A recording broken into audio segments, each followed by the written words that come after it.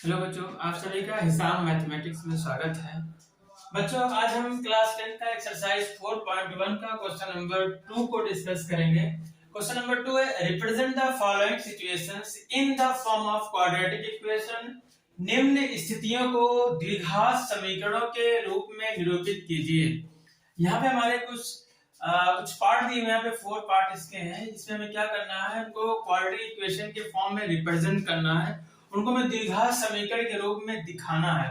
इसमें से हमारा फर्स्ट पार्ट क्या है, the area of rectangular plot is 528 metre square, the length of the plot in metres is 1 more than twice its breadth, we need to find the length and breadth of the plot. एक आयताकार भूखंड का क्षेत्रफल 528 metre square है, क्षेत्र की लंबाई मीटरों में, चौड़ाई के दुगने से एक अधिक है। हमें भूखंड की लंबाई और चौड़ाई ज्ञात करनी है। यहाँ पर क्या करना है, हमें क्वाड्रेटिक इक्वेशन के फॉर्म में रिप्रेजेंट करना है, द्विघात समीकरण के रूप में दिखाना है। इस क्वेश्चन में कह रहा है कि हमारे पास एक रेक्टेंगुलर प्लॉट है। रेक्टेंगुलर प्लॉट आपको पता होगा कि इसके आमने सामने की साइड्स जो होती हैं वो इक्वल होती हैं। इसमें से एक लेंथ होता है और एक ब्रेड्थ होती है, जिसे हम L और B मान लेते हैं। फिर इसमें कह रहा है कि इसमें कंडीशन क्या दिया हुआ है कि जो इसका एरिया है, इस पूरे रेक्टेंगुलर प्लॉट का एरिया जो दिया हुआ है, ये पूरी जो जगह यहाँ पे दिया हुआ है, ये 528 मीटर स्क्वायर दिया हुआ है, ये हमें गिवन है। ठीक है, लेंथ और ब्रेड्थ निकालना है। एक और हमें कंडीशन यहाँ पे दे रखी है, जो हमारी length of the plot, metre में लेंथ और ब्रेड्थ दोनों दोनों किस में होगा, मीटर में ही होगा। कह रहा है जो लेंथ हमारे प्लॉट की है वो ब्रेड्थ से 2 टाइम्स से 1 मोर है, मतलब दुगने से एक अधिक है। जैसे मान लेते हैं, अगर ब्रेड्थ को हम क्या मान लें, x मान लें। अगर हम ब्रेड्थ को x मान लेते हैं, चौड़ाई को x मान लेते हैं, तो हमारी लंबाई क्या हो जाएगी। कह रहा है कि इसके दुगने से, इसके 2 टाइम्स से, इसके ट्वाइस से, ये ट्वाइस हो गया 2x, 1 मोर है, एक अधिक है, +1 हो गया।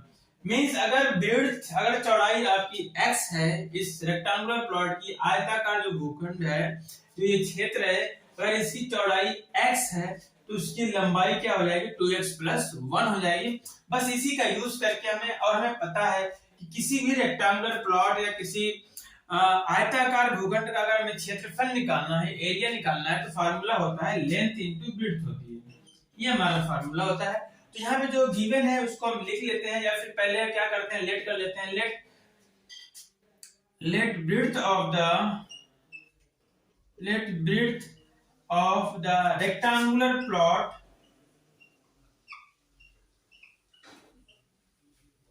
क्या मान लेते हैं, x मीटर मान लेते हैं। Let breadth of the rectangular plot x metre माना।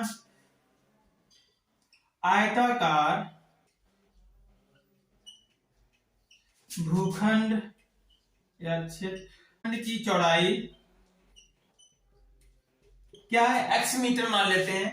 तो उसके कंडीशन के अकॉर्डिंग जो दिया हुआ है, इससे ये जो लेंथ हो जाएगी, क्या हो जाएगी, length of the rectangular plot,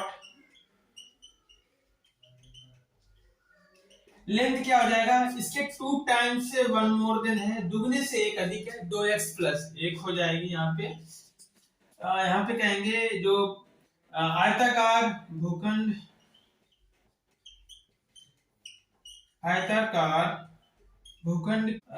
की लंबाई क्या हो जाएगी, 2x + 1 हो जाएगा।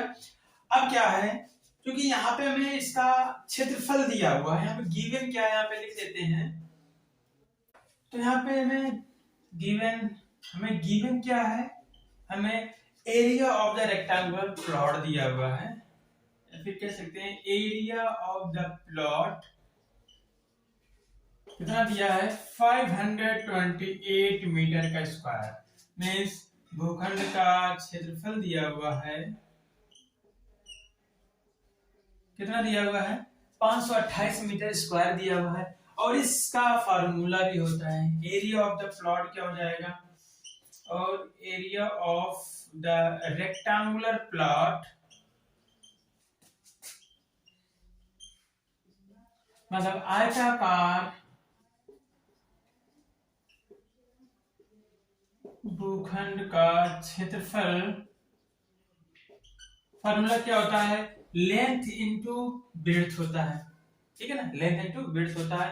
और हमें इसलिए हमें गिवन क्या है, एरिया ऑफ द प्लॉट दिया भी है 528 मीटर स्क्वायर या 528 मीटर स्क्वायर। तो ये जो फार्मूला हमारा ये किसके बराबर हो जाएगा, 528 के बराबर हो जाएगा। जबकि लेंथ को हमने क्या कंसीडर कर लिया, हाँ विड्थ को हमने x माना है, तो लेंथ हमारी क्या हो गई थी 2x + 1, तो लेंथ हो गया 2x + 1 इनटू विड्थ हो गई हमारी x = 528। इसके आगे क्या हो जाएगा हमारा, फिर यहां से अगर हम क्या करेंगे, एक बार x का इसमें मल्टीप्लाई करेंगे तो 2x * x मींस 2x का स्क्वायर, फिर x * 1 मतलब x, और ये 528 है, इसको हम लिख लेते हैं एक बार फिर से, इसको 528। एक बार इसको पक्षांतर करते हैं, क्योंकि हमें क्वाड्रेटिक इक्वेशन बनाना है, स्टैंडर्ड फॉर्म में दिखाना होता है, उसको मानक रूप में दिखाना होता है, तो राइट हैंड साइड 0 रखते हैं। तो जब इसको हम लेके आ जाएंगे लेफ्ट हैंड साइड में, तो ये हमारा 0 हो जाएगा। ये हो जाएगा 2x का स्क्वायर प्लस x, ये इधर आएगा तो -528 बराबर 0। यही हमारा रिक्वायर्ड क्वाड्रेटिक इक्वेशन है, यही हमारा अभीष्ट द्विघात समीकरण है। लिखेंगे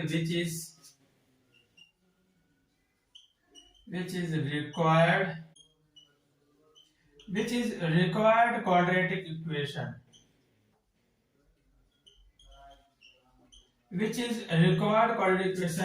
जो अभीष्ट द्विघात समीकरण है, जो अभीष्ट द्विघात समीकरण है। हमें इस सिचुएशन को करना क्या था, बस क्वाड्रेटिक इक्वेशन में रिप्रेजेंट करना था, उसको हमें द्विघात समीकरण के रूप में निरूपित करना था, इसको सॉल्व नहीं करना है। क्या करेंगे, इसके नेक्स्ट वाला जो हमारा एक्सरसाइज है उसमें हमें सीखना है कि कैसे हम क्वाड्रेटिक इक्वेशन को सॉल्व करते हैं। तो ये हमारा था फर्स्ट पार्ट था क्वेश्चन नंबर 2 का। अब देखते हैं क्वेश्चन नंबर 2 का सेकंड पार्ट क्या है। बच्चों ये हमारा क्वेश्चन नंबर 2 का सेकंड पार्ट है, the product of two consecutive positive integers is 306, we need to find the integers। दो क्रमागत धनात्मक पूर्णांकों का गुणनफल 306 है, हमें पूर्णांकों को ज्ञात करना है। हमें यहाँ पे क्या दिया हुआ, टू consecutive positive integer या फिर दो क्रमागत धनात्मक पूर्णांक। ये क्या होता है, consecutive integer क्या होता है, दो लगातार मींस दो लगातार नंबर, जैसे हमारे पास 3 4, ये क्या है टू कॉन्सेक्यूटिव पॉजिटिव इंटीजर है, दो क्रमागत संख्या है, 5 6 लिख दो, 10 11 15 16, तो क्या है हमारा कॉन्सेक्यूटिव इंटीजर है। मींस अगर हमें उसका जस्ट अगला नंबर निकालना हो, अगर दो कॉन्सेक्यूटिव इंटीजर्स निकालना है, दो क्रमागत संख्या निकालना है, जैसे अगर एक 3 है दूसरा निकालना, तो क्या करेंगे +1 कर देंगे, 3 में 3 1 4 हो जाएगा। अगर एक 5 को मानते हैं दूसरा 5 1 6 हो जाएगा। इस तरीके से टू कॉन्सेक्यूटिव इंटीजर्स है। तो कह रहा है कि इसी प्रकार के कुछ दो कॉन्सेक्यूटिव इंटीजर्स या दो धनात्मक कोई पूर्णांक है, जिनको गुणा करने के बाद जिनका प्रोडक्ट क्या है 306 है। तो उन कॉन्सेक्यूटिव इंटीजर्स को क्या करना है, हमें क्वाड्रेटिक इक्वेशन में रिप्रेजेंट करना है, जिससे हम क्या करें उन कॉन्सेक्यूटिव इंटीजर्स या दो धनात्मक पूर्णांकों को हम ज्ञात कर सकें। उस तरीके का हमें क्या निकालना है, यहाँ पे क्वाड्रेटिक इक्वेशन दिखाना है। तो यहाँ पे क्या करेंगे, सबसे पहले हम टू कॉन्सेक्यूटिव इंटीजर को लेट कर लेंगे, मान लेंगे let two consecutive integers be. एक को x मान लेते हैं, तो दूसरा क्या होगा, उसमें 1 ऐड करेंगे, दूसरा वाला नंबर निकल जाएगा x एंड x + 1। तो कहेंगे माना दो क्रमागत धनात्मक पूर्णांक x और दूसरा क्या होगा x + 1 है। पहला x है, दूसरा क्या होगा x + 1 होगा। जैसे हमारा 4 है, दूसरा क्या है 4 में 1 जोड़ेंगे 4 1 5, पहला 5 दूसरा क्या होगा 5 1 6। तो इस तरीके से टू कॉन्सेक्यूटिव इंटीजर्स या दो धनात्मक पूर्णांक हम निकाल सकते हैं, क्रमागत धनात्मक पूर्णांक निकाल सकते हैं। फिर यहाँ पे हमें क्वेश्चन में क्या दिया हुआ है, अकॉर्डिंग टू क्वेश्चन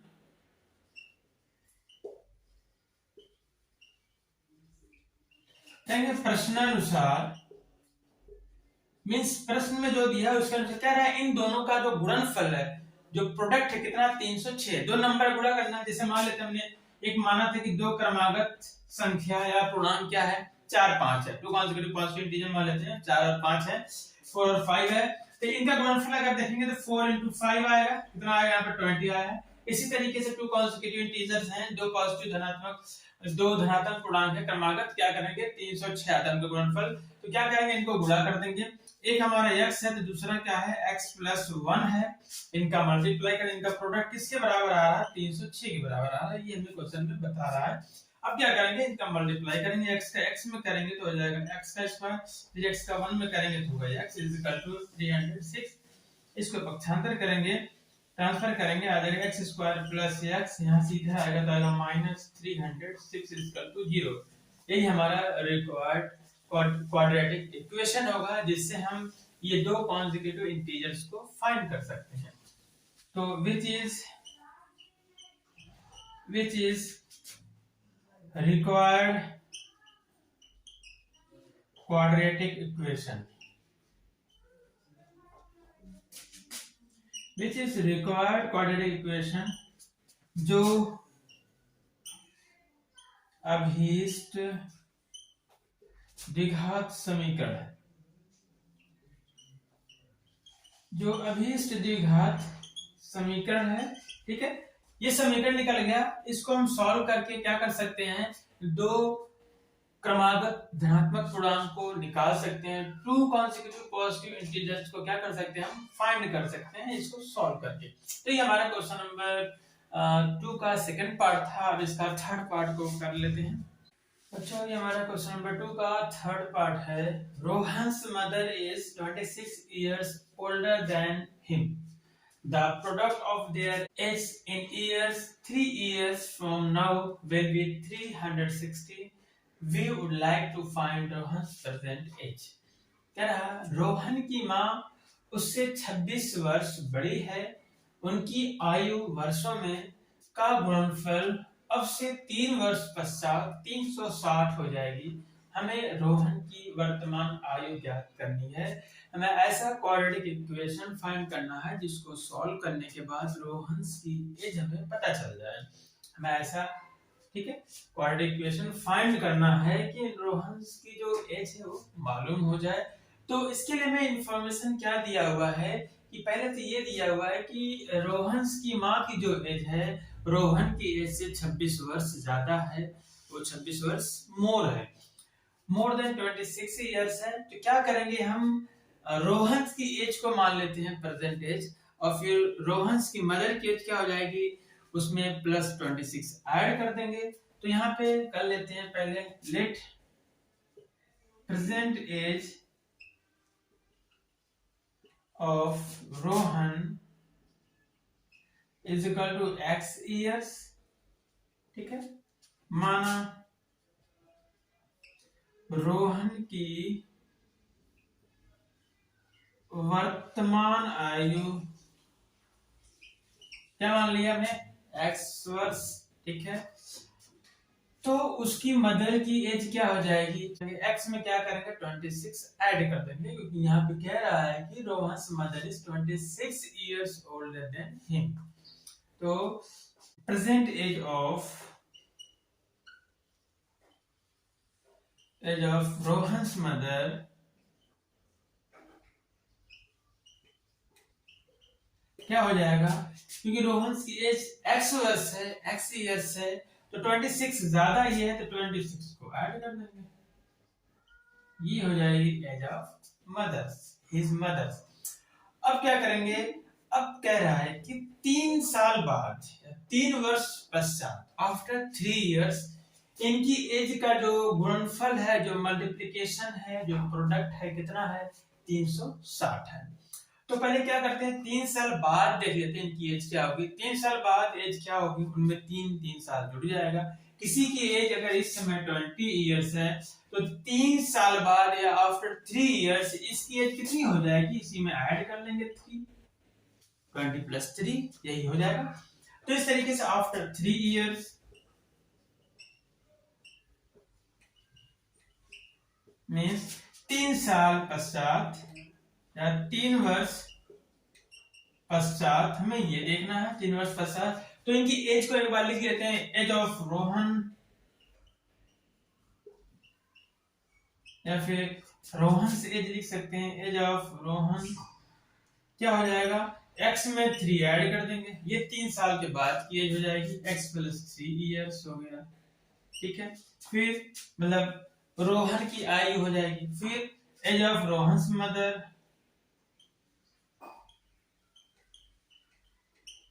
ये 3 साल पश्चात की बात हो रही है, 3 वर्ष बाद की बात हो रही है। कितना हो जाएगा, पहले से प्रेजेंट एज है x प्लस 26 है, 3 वर्ष बाद मतलब 3 इसमें ऐड कर देंगे, तो ऐड करने के बाद आ जाएगा x प्लस 29 ईयर्स, ठीक है। 3 साल बाद की जो इनकी एज आई है, उनका जो प्रोडक्ट है, उनका जो गुणनफल है कितना है, 360 है, तो इनको गुणा करके इज इक्वल टू कर देते हैं 360 या 360। तो कहेंगे अकॉर्डिंग टू क्वेश्चन,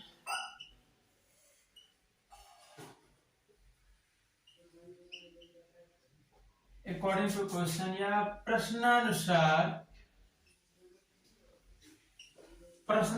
क्या होगा, यहाँ पे इनकी एज का जो गुणनफल है, रोहन्स की एज क्या है 3 साल बाद, x प्लस 3 है, इनटू प्रोडक्ट निकालना है, गुणनफल निकालना तो गुणा कर देंगे। इनकी मदर्स की एज क्या है, इनकी मदर की एज है x प्लस 29 है, इनका मल्टीप्लिकेशन कितना आया था, 360 आया था। अब क्या करेंगे, इनको थोड़ा सा सिंप्लीफाई करेंगे, मल्टीप्लिकेशन करेंगे तो हमारा क्वाड्रेटिक इक्वेशन फॉर्म हो जाएगा। जो इस तरीके के क्वेश्चन हम कर चुके हैं क्वेश्चन नंबर 1 में ही। तो एक बार x का इसमें मल्टीप्लाई करेंगे तो x इंटू एक्स प्लस 29 फिर plus 3 into x plus 29 equal to 360।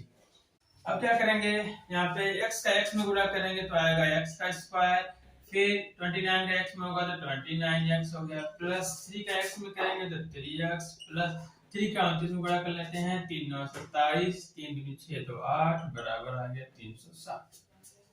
Like term को एक साथ कर लेते हैं, या फिर राइट हैंड साइड वाले को हम लेफ्ट हैंड साइड लेके आते हैं, और जो लाइक टर्म उनको ऐड या सब्ट्रैक्ट कर लेते हैं, जो भी पॉसिबिलिटी है कर लेते हैं। x square 29x plus 3x दोनों ऐड कर लेंगे, 29 और 3 को ऐड करेंगे आ जाएगा 32x प्लस 87 यहाँ पहले से है, अब इसको उधर लेके आएंगे तो माइनस हो जाएगा 360 0 हुआ बचा। अब ये हो जाएगा x स्क्वायर प्लस 32x, अब यहाँ पे माइनस नंबर बड़ा है तो साइन में माइनस ही आएगा। अब क्या करें, इसमें से घटा लेते हैं, 10 में से 7 गए 3, 15 में से 8 गए 7, 273 बचेगा इज इक्वल टू 0। तो इस तरीके से ये हमारा रिक्वायर्ड इक्वेशन हो गया है, जिससे हम क्या कर सकते हैं, रोहन्स की एज को फाइंड कर सकते हैं, इनको कैलकुलेट करके, इसको सॉल्व करके। तो हम कहेंगे विच इज रिक्वायर्ड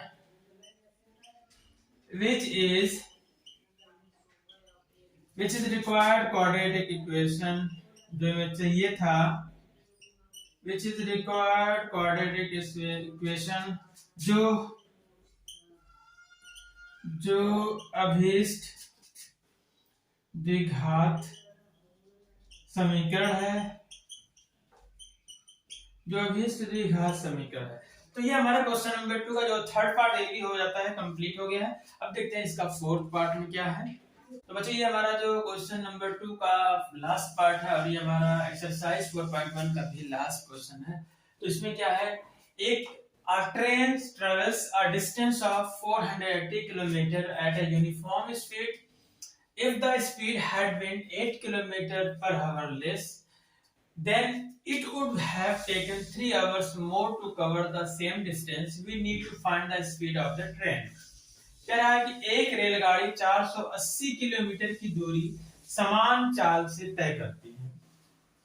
यदि उसकी चाल 8 किलोमीटर पर आवर कम होती है तो वह उसी दूरी को तय करने में 3 घंटे अधिक लेती है। हमें रेलगाड़ी की चाल ज्ञात करनी है। हमें यहाँ पे ऐसा क्वाड्रेटिक इक्वेशन बनाना है जिसको सॉल्व करने पर ट्रेन की यूनिफॉर्म स्पीड या उसकी समान चाल पता चल जाए। तो यहाँ पे मैं जो दिया हुआ है उसके इंफॉर्मेशन के हिसाब से इसको हम सॉल्व करते हैं। सबसे पहले तो हमें स्पीड माननी पड़ेगी कि उसकी स्पीड क्या है। लेट स्पीड, यूनिफॉर्म स्पीड माननी पड़ेगी हमें पहले। Let uniform speed of train क्या मान लेते हैं, x किलोमीटर पर आवर मान लेते हैं। माना रेलगाड़ी की समान चाल क्या है, x किलोमीटर पर आवर है। ठीक है, तुमने मान लिया। और टोटल डिस्टेंस भी दिया हुआ है, तो टोटल डिस्टेंस क्या है, कितना कवर करना है डिस्टेंस को, दोनों कंडीशन में सेम डिस्टेंस ही कवर करनी है। कुल दूरी जो होगी कितनी होगी, यहाँ पे 480 किलोमीटर ही है, ये दूरी 480 किलोमीटर है। फिर आगे हमसे ये कह रहा है कि अगर इस ट्रेन की स्पीड को 8 किलोमीटर पर आवर कम कर दी जाए, मींस अगर हम कहें कि ये पहले से 100 किलोमीटर पर आवर की स्पीड से चल, इसकी एक समान चाल मान लेते हैं 100 किलोमीटर पर आवर है, तो वो क्या करती है, कुछ समय में 480 किलोमीटर की दूरी तय कर लेती है।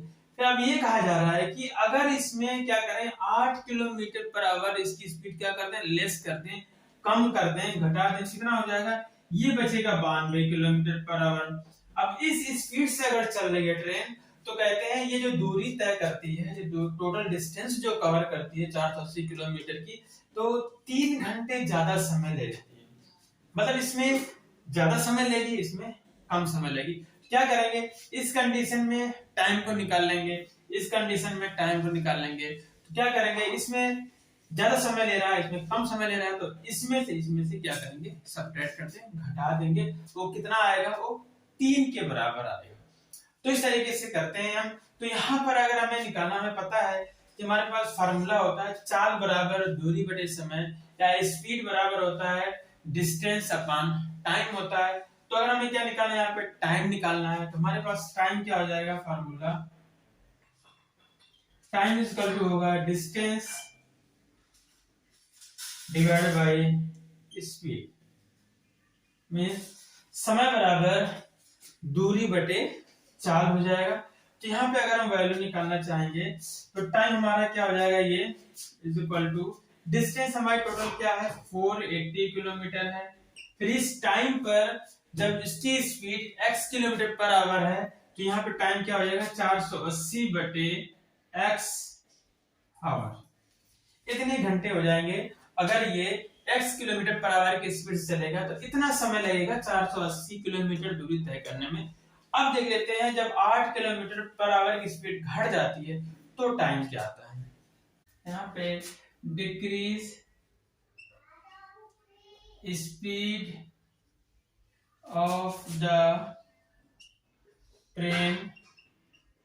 तो स्पीड डिक्रीज होने के बाद कितना होगा, कितना डिक्रीज हो रहा है, 8 किलोमीटर पर आवर डिक्रीज हो रहा है। पहले से क्या है, x किलोमीटर पर आवर है, तो हम से 8 घटा लेंगे, x minus 8 kilometre per hour हो जाएगा स्पीड डिक्रीज होने के बाद। ठीक है, इसकी चाल ये हो जाएगी। ठीक है, कहेंगे ट्रेन की गति 8 किलोमीटर कम होने पर उसकी चाल ये हो जाएगी। अभी डिस्टेंस हमारी कितनी है, जो टोटल डिस्टेंस कवर करनी है वो कितना है, 480 किलोमीटर ही है, ये कम नहीं हो रहा है, इसी डिस्टेंस को कवर की जा रही है, दूरी को यही हमारी है। तो इस समय अब हमारा टाइम कितना हो जाएगा, कितना लगेगा टाइम, टाइम यूज करते यही फार्मूला होता है, इस डिस्टेंस अपॉन स्पीड। डिस्टेंस कितनी है, 480 है, लेकिन स्पीड यहाँ पे x माइनस 8 आवर हो जाएगा। जब x किलोमीटर पर आवर की स्पीड से चल रहा है, तो इतने टाइम लग रहा है, इतना घंटा लग रहा है उसको पहुंचने में। फिर जब 8 किलोमीटर स्पीड कम हो गई, तब इतना टाइम लग रहा है। ठीक है, तो कह रहे हैं इसमें टाइम क्या कर रहा है, 3 घंटे ज्यादा ले रहा है। इसका मतलब ये है कि इनका जो डिफरेंस होगा, दोनों का टाइम का डिफरेंस जो होगा वो कितना होगा, 3 आवर होगा, 3 घंटे होगा, according to question.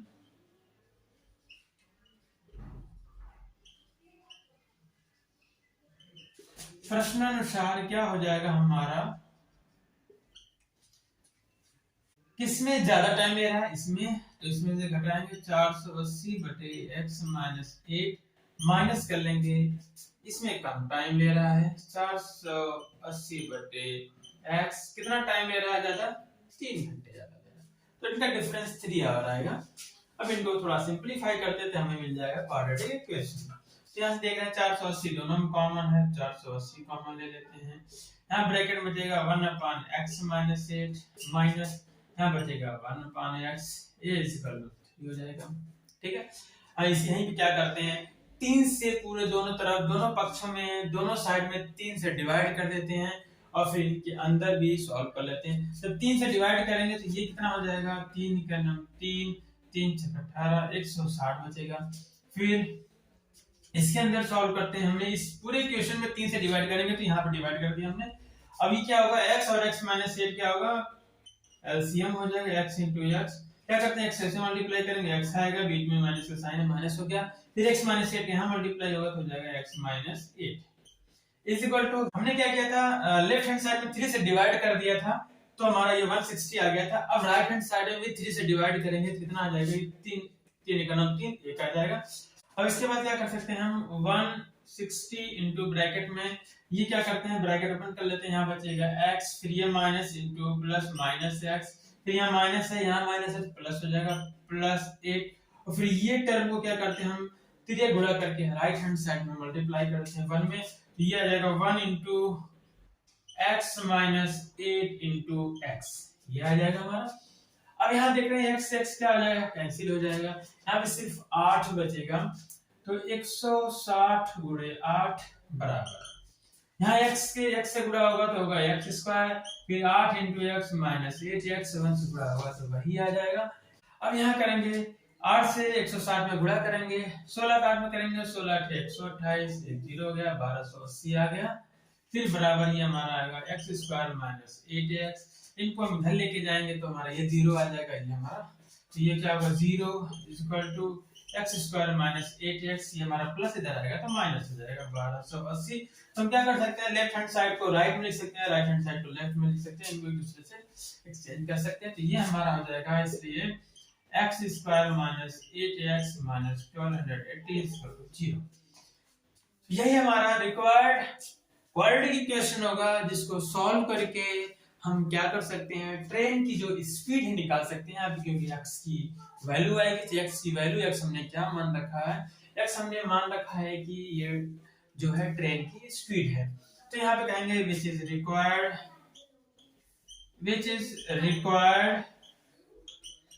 Quadratic equation, which is required quadratic equation, जो अभीष्ट